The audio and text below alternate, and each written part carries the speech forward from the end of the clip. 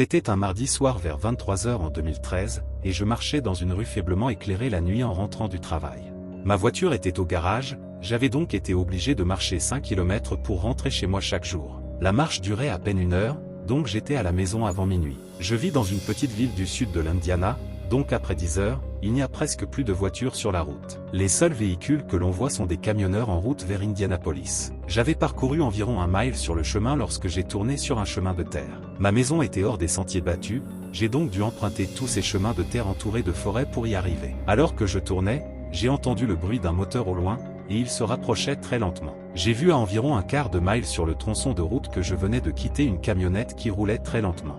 Au début, cela ne m'a pas semblé déplacé, car la ville dans laquelle je vis a un concessionnaire automobile assez bon marché qui vend des voitures et des camionnettes d'occasion avec des pièces cassées, comme des phares cassés. J'ai donc simplement supposé que ce type était l'un de leurs clients. J'ai continué à marcher sur la route secondaire, tandis que la camionnette roulait toujours lentement sur la route principale. Environ 5 secondes plus tard, j'ai sursauté lorsque j'ai entendu le bruit de la camionnette rugir, et elle a accéléré très vite, sauf que maintenant elle avait ses phares allumés. J'étais surpris, mais pas inquiet, jusqu'à ce que la camionnette se rapproche du virage pour la route secondaire. À environ 150 mètres du virage, la camionnette a éteint ses phares et a ralenti. J'étais maintenant officiellement effrayé. Je ne voulais pas avoir l'air surpris, alors j'ai simplement marché plus vite sur la route. Je n'arrêtais pas de me retourner pour voir si j'étais suivi. Puis mes soupçons sont devenus réalité, lorsque j'ai vu la camionnette tourner sur le chemin de terre. Je n'étais qu'à environ 150 mètres de la camionnette, alors j'ai commencé à marcher beaucoup plus vite. Je ne voulais pas regarder en arrière, mais je l'ai fait juste pour être sûr, et ce que j'ai vu a effrayé chaque os de mon corps.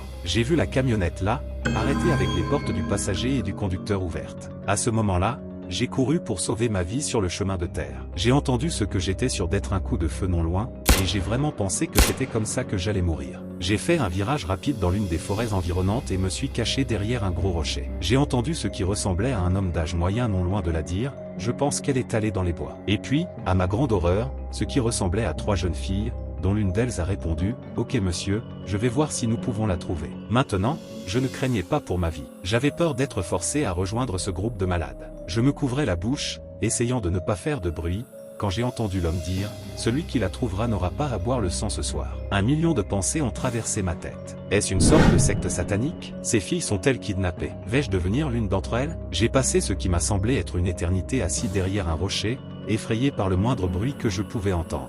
Puis, à mon grand soulagement, j'ai entendu des sirènes de police à proximité. Je suis resté là juste pour être en sécurité. Quand j'ai eu le courage de regarder derrière le rocher, j'ai vu des lumières rouges et bleues juste à l'extérieur de la forêt. Je suis sorti en courant en criant à l'aide et les policiers sont venus vers moi et m'ont dit « Madame, êtes-vous au courant de ce corps ?» J'étais confuse et j'ai dit « Quel corps ?» Puis j'ai vu devant la voiture de police la chose la plus horrible que j'ai jamais vue. C'était ce qui ressemblait à une jeune femme nue, étripée, du sang partout. Il n'y avait pas de camionnette en vue. J'ai alors tout expliqué aux policiers. La voiture, l'homme, les filles qui avaient dû boire le sang. Les policiers ont dit qu'ils enquêteraient et ont eu la gentillesse de me raccompagner chez moi. Cette nuit-là, alors que je ne pouvais pas dormir, j'ai regardé par la fenêtre pour voir la camionnette. La même que la précédente, roulant lentement sans ses phares allumés dans ma rue. Cette fois, j'ai été intelligente et j'ai noté la plaque d'immatriculation. J'ai immédiatement appelé les policiers et je leur ai dit ce que j'avais vu et j'ai donné le numéro de la plaque d'immatriculation. Comme prévu, lorsque les policiers sont arrivés, la camionnette avait disparu depuis longtemps,